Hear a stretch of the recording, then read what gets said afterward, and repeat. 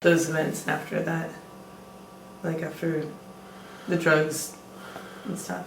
How do I feel about everything post drugs and suicide attempt?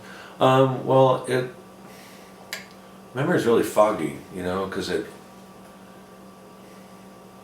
immediately afterwards I couldn't have anything to do with him. I wasn't allowed. I mean, I really,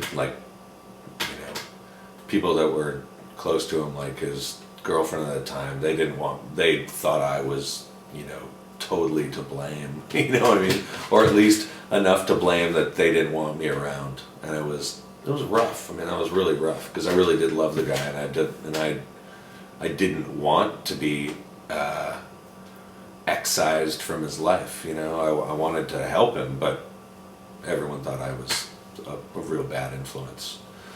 What are you gonna do? But then time passed, and we became tight again. He got clean. He started living healthy. He got a lot of help. And it was there was a period where it was really good again, and Carp played. They got together when he got his shit together. They played a show at the Capitol Theater, which is to this day like top probably 2 or 3 shows I've ever seen in my life. I mean, it was incredible, because when he hung himself, it changed everything in Olympia. I mean, it changed the culture. It was like. It was the Altamont of Olympia, It's everyone was innocent until that happened, and no one was the same. No one was the same. It really disrupted this sort of like balance. I mean, Olympia is always crazy and always will be crazy, But there was a balance, and everyone sort of operated within this balance, and his suicide attempt just turned everything upside down. So when he got everything together and healed himself up and got himself clean, and Carp played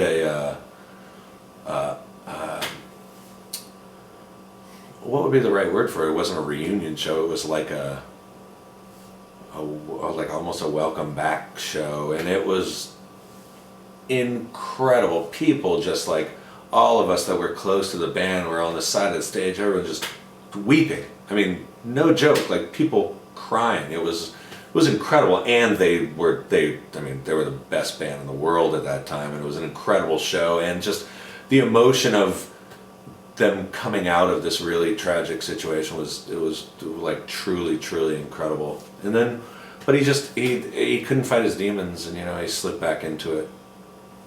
And I don't know too much else after that. I've encountered him here and there before I left Olympia, and it just seemed like he was really battling with things, and it didn't seem like he was winning. I don't know. I don't know what's going on now. I hope everything's good. I love the idea of one day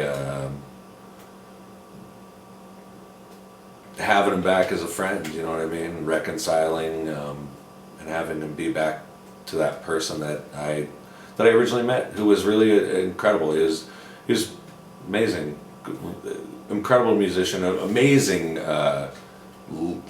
lyric writer, especially when you go back and you read his lyrics from his songs that he wrote on Self-Titled. I mean, they're incredible. Like the line on a bacon industry that's I think it's Captain Crunch of the Little Man's Teeth. I don't know why but it's pure fucking poetry to me.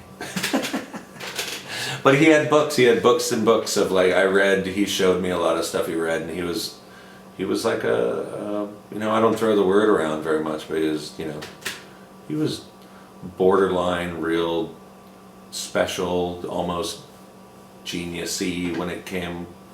Or maybe savant is a better word. I don't know. But he was definitely he was really, really talented at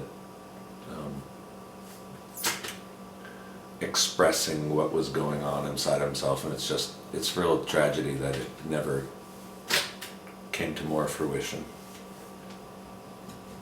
Can you tell me a little bit about, or a lot bit if you can, about the ending stages of the band? Like the tour to Japan, last record and shows, and I can't. I don't really know. You know what I mean? I can't really say too much about what happened in the very end. I mean, I knew what was going on personally with everybody, but I was in Olympia. You know, their last tour. I wasn't on their last tour. I don't know everything that went on. I just know like Chris's anxiety was so extreme that he couldn't do it. He couldn't tour, and they had to end it. You know, he literally couldn't do it anymore. He couldn't tour, he couldn't record, he couldn't play. His drug / alcohol / psychological problems made it just impossible for them to continue. You know what I mean? I can't remember too many details. I mean, it's pretty much cut and dry. Like, one of the members just was unable to do it for psychological reasons, and it just killed the band.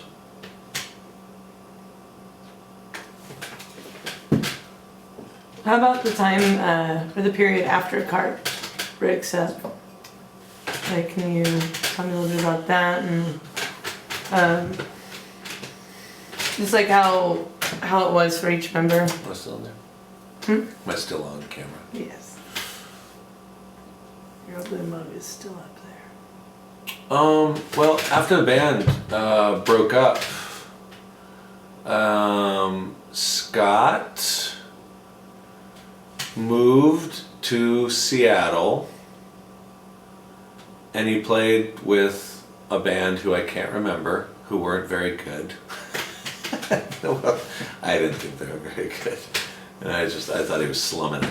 And then Jared and I were in the Tight Bros, and the Tight Bros from way back when is the full and proper name, and we did that for 5 or 6 years. And somewhere in that, I don't know what year, but he moved to Seattle, and he would come down to Olympia and we'd practice, and that was pretty much that's when he and I really became tight, obviously, because we're in the same band and we spent so much time together.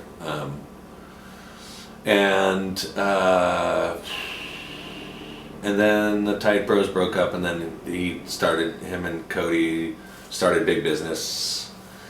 And no, hold on, rewind, big one. I forgot. Like, he moved to Seattle.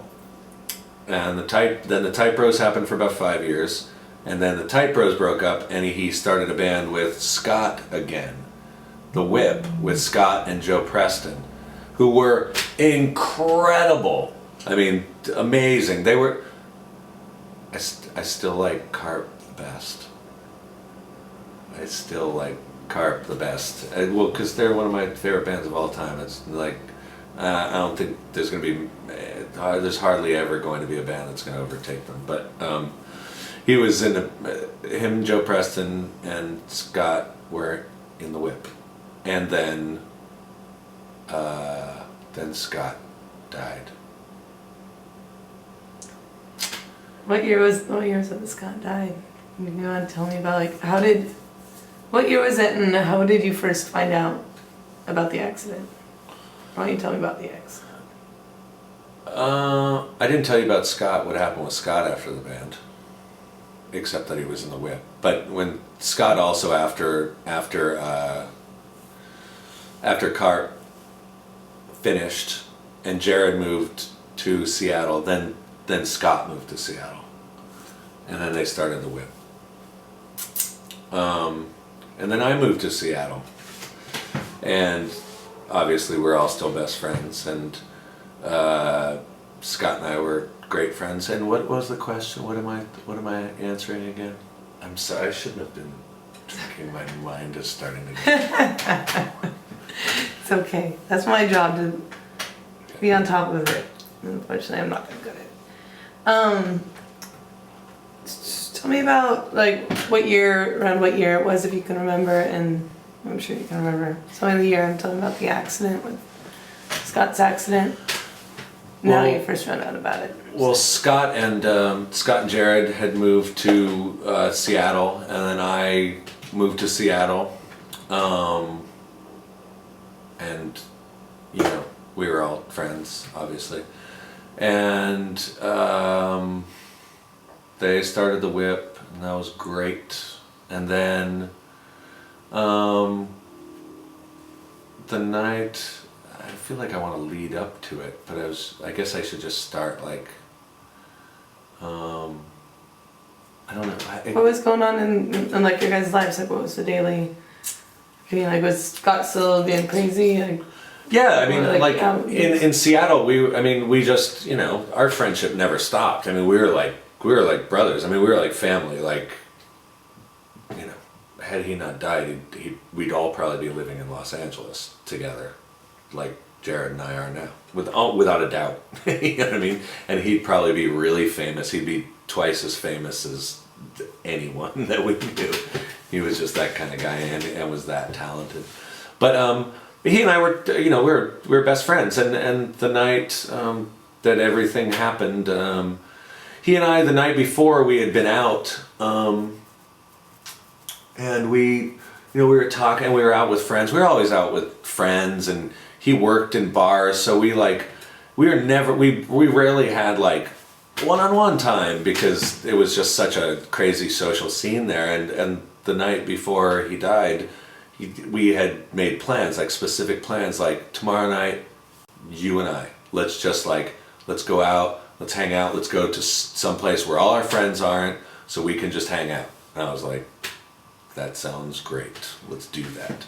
So we went out, we met up, and went to this bar, and we were shooting pool, and I had just ordered French fries, and we were having a great time, and I was kicking his ass at pool, I'm sure, but most likely he was kicking my ass, to be honest. Let's keep things on the up and up here. And then my girlfriend of the time called me in the middle of our pool game, and she had this crazy, like, she'd get, I don't know if it was TMJ, but her jaw would lock out of place. So she called me in the middle of our pool game, you know, trying to tell me that her jaw was locked and she needed to go to the hospital. So I had to break our date, basically. Like in the middle of it, I was like, I'm sorry, I have, you know, things happening with Christy, I gotta go, I'm really sorry. And he's just like, well, I'll walk you, you know, to your house. So he walked me to well, we actually we speed walked because, you know, my girlfriend was in a lot of pain. And my last words to him were like, I don't know what's gonna happen tonight, but I'll probably see you later. And he was like, all right, see you later. And those were the last words that we spoke to each other. Because then he went to the bar, and he met up with some friends, one of whom owned a boat, and, you know, the bar closed, and they decided it would be a good idea to drive out to Bellevue, and where the boat was moored, and drive it around the lake. And they, at some point, they, you know, the guy who was driving, I guess he fell asleep, and Scott was passed out down below, and the guy, he was going through a slip between Lake Washington and Lake Union, and he passed out, and I guess the slip was pretty narrow, you know, it was just like a narrow waterway between the lakes, and he ended up missing the entrance to it and smashed into a tree, and Scott was asleep down below right at the bow of the boat. So when they hit the tree, that's where Scott was, and it, you know, killed him. And it's, I think about it to this day, and first of all, I don't think about it, like when I'm talking about this, it's really, doesn't feel natural because I to this day it's been years now. I don't know how long. It's like 2003 it happened. Seems like yesterday, and I still don't like think of him as being dead. I really don't. I'm not trying to say that to be like profound or sentimental. I don't. I mean, that was how powerful his personality was and his friendship. I think about him all the time still. And to tell you the truth, I'm most of the time I'm kind of pissed off at him, in the most endearing way, because it's like when the subject comes up, they're like, oh, well, what happened? And when I say that he died in like a yacht accident, it's so stupid. It's the dumbest thing in the world, and I hate it. It seems totally ridiculous and so unfair and so unlikely, because there was no one that was more full of life or had more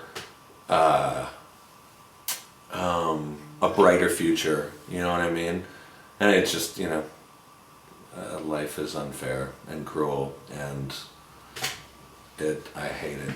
And I don't know.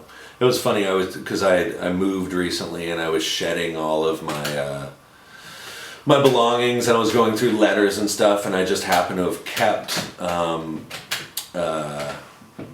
all the notes, because my girlfriend, when the one whose jaw had locked, she wrote me, she had to write down everything that she wanted to say because she couldn't talk, and half of it was about like, where's Scott? What did Scott think? Is he mad at you? And it was really, really hard to read, and it brought me back to that night. And I do that thing that people do all the time, like, well, what would have happened if I had stuck with him, but what probably would have happened was I would probably been on a boat. That's the only difference, you know what I mean? I probably would have been on the boat, and things would have been much worse for all involved. It wouldn't have just been him, that happening to him. I don't know, but I think about it all the time, like, maybe we would have done something different, but fate is what it is. How did you find out about it? Can you tell me about like who first called you, or how did you first get alerted about the accident? I found out about it. I went to bed, and it was, so insanely reminiscent of what happened with Chris. I got a call at 4 a.m. from a friend, a mutual friend who found out before I did, and she called me at 4 a.m. and told me that Scott was in an accident. He was in a hospital, and I was like, oh God. And I was tired and impatient. I was like, God damn it, I gotta go to the hospital. That dumb shit, you know what I mean? So I go down to the hospital. Obviously I had no idea how serious it was, and I got there, and he was getting operated on or whatever, and I did, you never expect, especially someone like him, to ever, someone like him doesn't die, and so it never crossed my mind. I was just more like, I was worried but irritated and pissed off that he had done something stupid and, gone out drunk on a boat, you know what I mean? I was just like, come on, dude, what's your problem, you know what I mean? I was just kind of just being like, I was just disappointed and pissed off that he'd got me out of bed at 4 o'clock in the morning. But I loved him, so I had to come down to the hospital, And when the doctor came in and told me that he passed, I couldn't believe it. I mean, I still can't believe it. I still can't believe those words, And I don't think about it that way. It was the worst, just horrible. One of the worst moments of my life, sucked.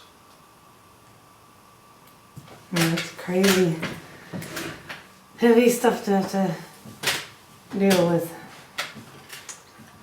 How about the memorial? Can you tell me about the memorial? Well, the memorial, I mean, was one of the most, on the other side of things, was the most incredible thing that I'd experienced. It's like there was like 400 or 500 people there, and it was amazing. It was one of the most moving things I'd ever been to in my life. Everyone came out of the woodwork that had ever known him and interacted with him, and he interacted with it. I mean, the guy was he was one of the most sweet, genuine, personable people you've ever encountered, unless you were a fool, and he suffered no fools like no one else that I know, but he would give a lot of fools a lot more chances than a lot of people were. But once you became the fool, then there's no going back. But there was hundreds of people, and they there was shrines. Everyone brought pictures that they had of him, and pictures of everything that had to do with him, and pictures they had of themselves, and the walls were covered, and it was beautiful. I mean, it was a beautiful, beautiful thing, and it's just really sad. I mean, I don't know what to say about it. It was, beautiful and awful and tragic at the same time, It was defining moment in my life. I mean, again, goes back to Olympia when you talk about when earlier I said, it's when the best things that have ever happened to me have happened, and by far the worst things that have ever happened to me happened to me then, and Scott's death was one of the worst. It's awful, but my friendship and love for the guy was so much that it's ultimately it's still this super positive experience in my life. I think about it all the time. I mean, all the time. He was, I really do. I think about him and talk about him all the time, and I think I will all my life. I mean, he was that amazing. Where was the memorial? Was it in Olympia or? Yeah, it was in Olympia. It was at K Records. K had a big building, and we at the time we had this. Well, I didn't live there anymore, but and I didn't work there anymore. But K had this big building with a huge ballroom in the upstairs, back in the 40s even. I think it was like a dance hall, and it was in that. There was lots. It was packed. I have a funny story too. It was the night before when we had made plans to, and this captures our relationship in a lot of ways. When we had made plans to hang out the night that he ended up crashing in the boat, we had finished dinner, and I was irritated because it was taking forever for the waiter to come over and pick up my money or my card or whatever, a card that I was using. So Scott he just had no patience for my whining and impatience. So he's just like, God, just give me your card already. So he goes up to he takes my card and goes up to pay, and he pays and he signs my name, and I'm not thinking about it. And the night of, the day that he died, I was driving home, and I just happened to took the trash out of my car for whatever reason, and there was the receipt that he had signed the night before, and he had signed my name, the credit card receipt, as Bitchy McBitcherson. And it really, I was bawling my eyes out and laughing my head off at the same time, and that was Scott Jernigan right there. That's really funny. That's good. I think that's it. How about your tattoo? don't you tell me about your tattoo and say, just make sure to include, say like, this is like, the tattoo I You got. should probably or- you should just film. Well, sort of you like hold it, 'cause I want you to talk about like while you're showing it and you can start to see. We all got it. Like Wait, I want you to like say like, this is a tattoo, like these are his initials and like Upside these people like so and so, so and so, so and so, whatever, like we all got these as a memorial because like he had the same tattoo, just like explain it all like to try and like remember like it's for someone who's never seen you or knows any of you people. So well, he had obviously he was well loved. Scott. Well, Scott was clearly and unequivocally well loved amongst many, many people, and many people had the same level of friendship with him that I did. And he had a tattoo. He had like a 5. It was a little different than this, but the 5 was the important element, and then it had some green wings coming off. I changed them a little bit just to make it unique. And 5 was another thing because both of our lucky numbers were 5, which we thought was really important. And so I don't even know how many people got his 5 tattooed, but that's it. His initials, and there's a lot of people have the 5. Dozen at least, I'd say.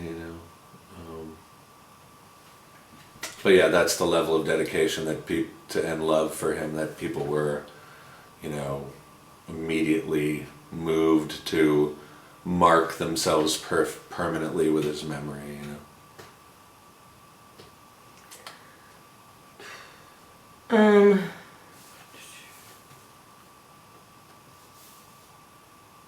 what was your impression of what Jared was going through at that time?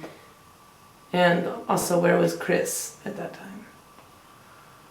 Where were Chris and Jared at the time when Scott died? Well, Jared was in a band with him. He was in the Whip, and and I will say this, like I don't like to qualify like friendship and who loves someone more than another person, but as much as I loved him and as close as I was to him, I think you need to multiply that many times to capture Jared's relationship with him. And it was beyond devastating to Jared. I mean, it was his brother, his best friend, his bandmate, his family member. I mean, it was like, I can only imagine what he was going through. I mean, we spent many hours talking about it, but I don't think he was able to express how devastatingly tragic and horrible it was for him. I think besides Scott's parents, I don't think anyone suffered more than Jared did.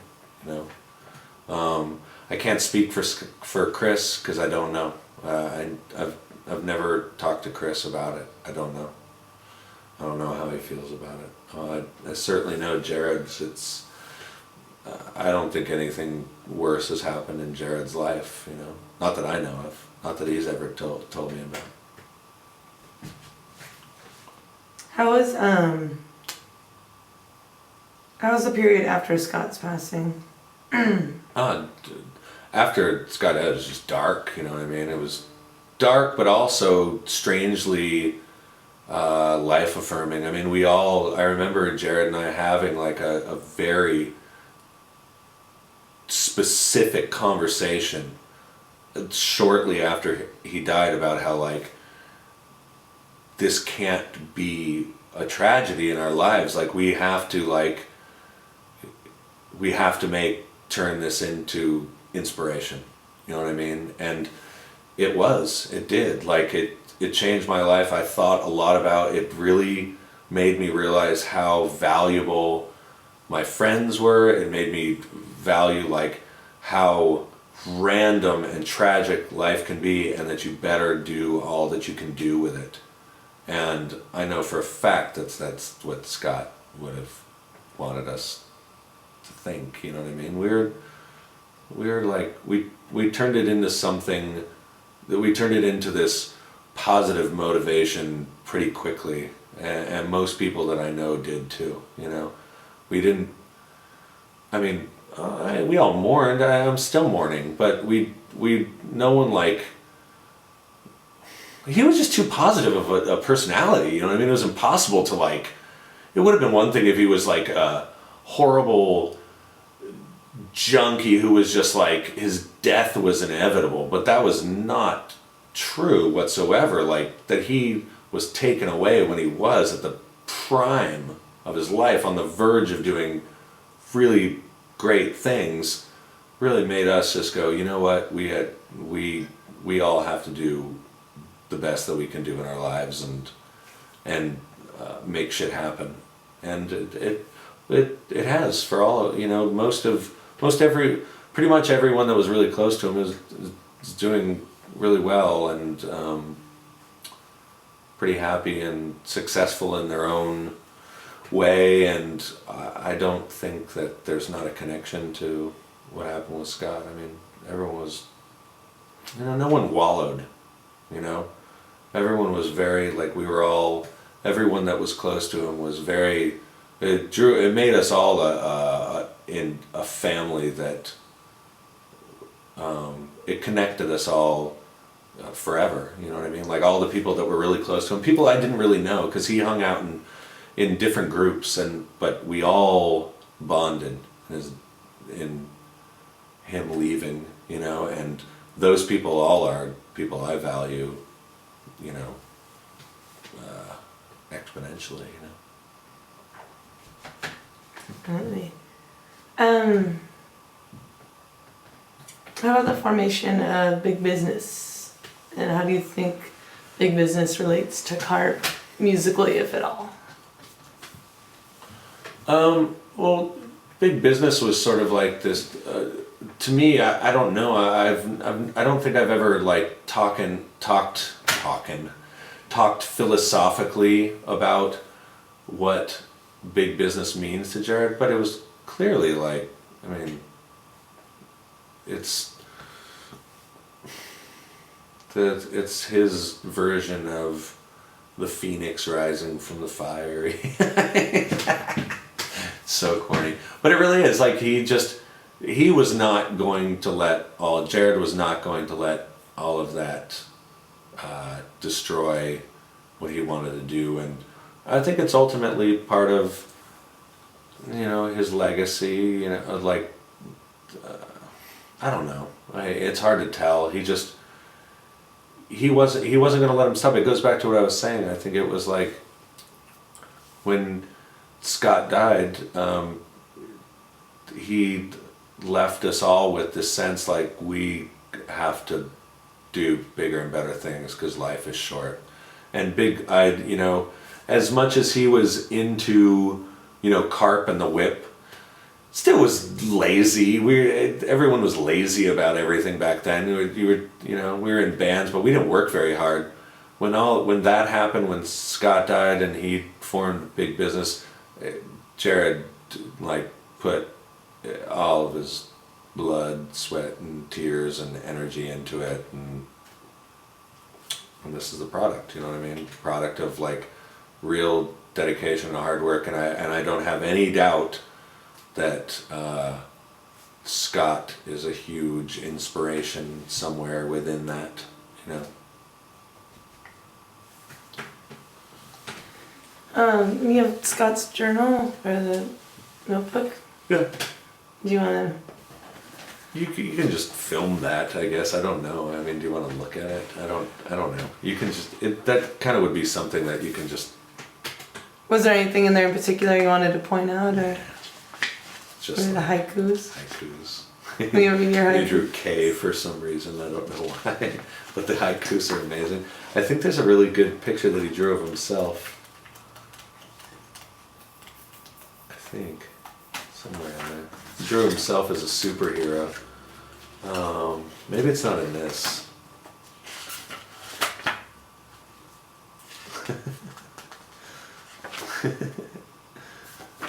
There's well, he drew himself here saying hey and something going pow. I don't know what that is. And then he drew, it looks like a Frankenstein version of himself saying fucking punk, which I think is pretty funny. But there's way better. Like he did a whole series of himself as a superhero, which is incredible, and I don't know where those are. I think Jared might have those. But I do like that his notebook is called All Things Difficult. Pretty funny. It's really funny. All things difficult. I'm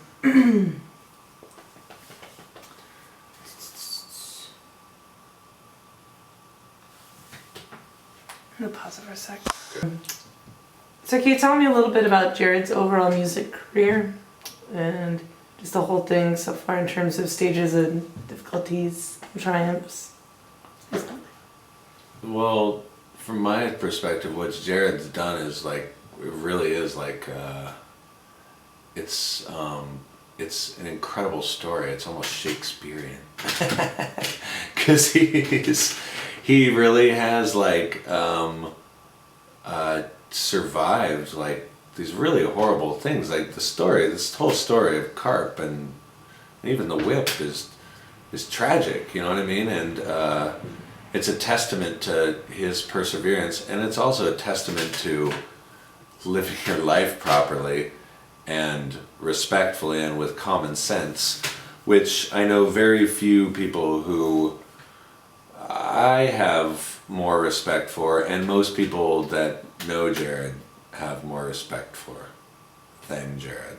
I mean, he's one of the most well-loved people I've encountered in my life, and it has to do with him. He just has this innate sense of like what's right and wrong, and how you're supposed to live your life, and how you're supposed to treat people, and what you're supposed to do properly. You know what I mean? He's got all the same foibles as anyone, you know. But fact of the matter is, like, look, you just have to look what he's done. You know what I mean? Like, Chris made a lot of terrible decisions about decisions in his life concerning, how to deal with his problems. And Scott, ultimately was really reckless, and put himself in a situation that ultimately, like, led to very tragic circumstances. Jared's just never done that, you know what I mean? He's always been, like, very focused on what is important and what matters, and especially on his music and art. But it's true, and it's no coincidence that he's where he is at now. I mean, I love the guy, and I'm super, super, super proud of him. It's a great story. It's a great product of this really tragic story that he is, persevered and ultimately triumphed in the face of a lot of adversity. You know what I mean? And he's lost a lot of people close to him, and had things snatched away from him that were great, and he still managed to, like, rise above and do great things. And I'm super, super proud of him and happy for him. Jeffrey, don't hit the table. Yeah. What do you think it must have been like for Chris to go through such a long period of struggle, like so many lows for so long? I have absolutely no idea what it must be like for Chris. I have no idea. I haven't been close to him since 1998. I forgot that Chris and I had a band. Chris and I started a band 2 weeks, like, with with William Goldsmith, he was like the original drummer in the Foo Fighters, and Chris and I and William started this band that was, it seemed it was going to be great. I was super excited about it, and then 2 weeks after we had our first practice is when Chris hung himself, and we never practiced again. I always forget about that. I'm sorry to interject it at this late time, but I forgot all about that. That was like it was 2 weeks of high excitement, because I really thought, like, holy shit, this is the best band I've ever played in, and then it was over before it began. But yeah, I have no idea how Chris has processed the time between Carp and now. I have no idea. I've just heard stories. Just heard stories through the grapevine. Don't know. Heard good and bad stories. Don't know. I have no idea. I'm not the one to ask about that. Well, Bill did want me to let you know how well and clean Chris is now. About how he's battled his way out of his addiction that often kills people. And Yeah, what? that he battled his way out of his addictions. Uh-huh. And what he wants to know, like, what your hopes for Chris are, and is there elements of Chris's personality that you think will serve him in sustaining his recovery? Well, if Chris is recovered, I mean, I can't be more ecstatic. I mean, I miss who he was before all of that. You know, I knew him, we were tight for a really short period of time, but it was so intense that I loved him. You know what I mean? I thought he was the greatest guy in the world. I loved that 6 months of really intense friendship, but to the point where I'll never forget it. You know what I mean? And talking about it now, I'm thrilled that he's come through everything, and I hope it sticks. And you know, I hope that, you know, somewhere down the road we're friends again, and we can look back on all this and laugh, which won't happen. The laughing part, because it's not really funny, but I love the idea of him being healthy again. It's the greatest thing in the world. It would be the greatest ending to this story I can imagine. Awesome.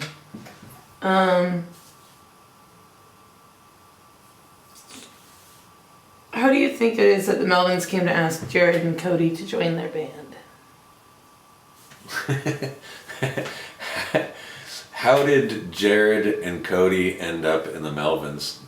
I don't know. It just seems like I can't think of anything.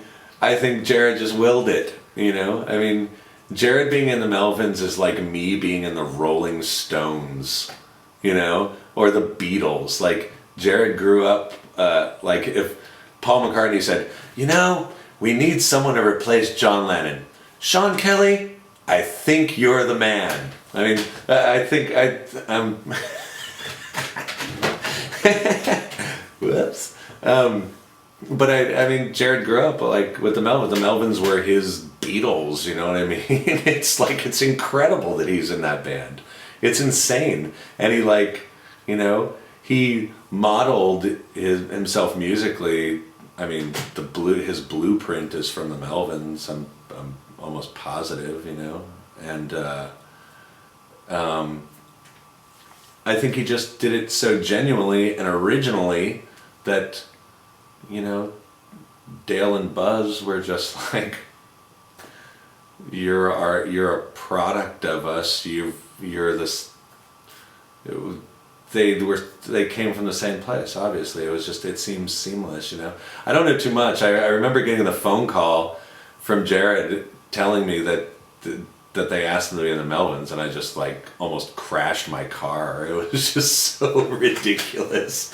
It was so ridiculously like perfect and weird and unbelievable. Like, really? It's pretty amazing. But I think they're kindred spirits, though. Hanging around the mall, they're just it's not like Jared and Cody are like their prodigies or their understudies. They just seem like they're all cut from the same cloth, and it just seems like it was meant to be because the band is incredible with them. It's amazing, totally amazing. Again, I'm just it's fate is fate. Awesome. Well, let me. Oh, I forgot Chris is getting married. Do you know anything about that? Nothing. I know nothing about Chris. Okay. I don't think Jared knows anything about it. He might now. Is it working?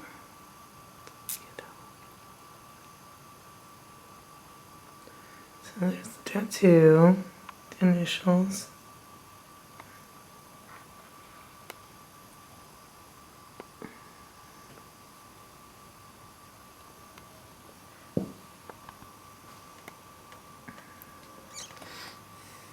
Should do it on the light. Yeah.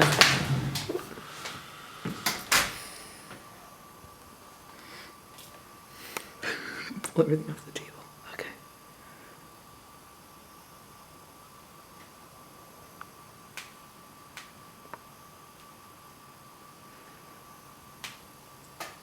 Okay. And how about the book? Finnegan.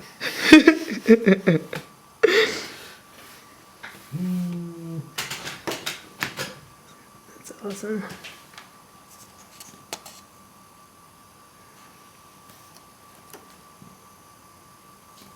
That's red.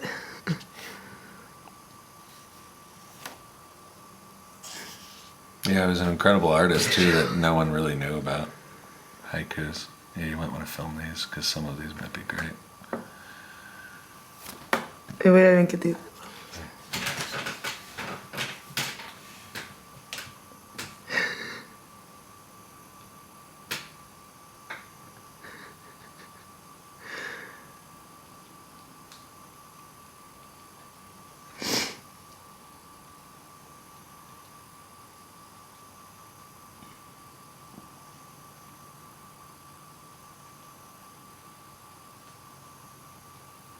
That's pretty funny, that one there.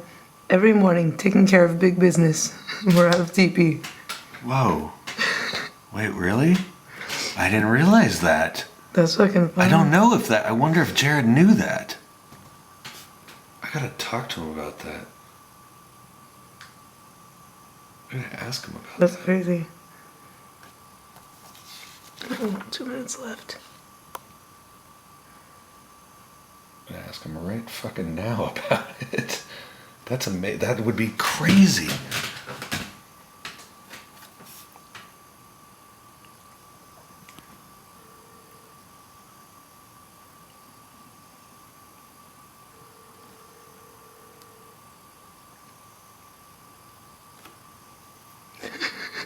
Who is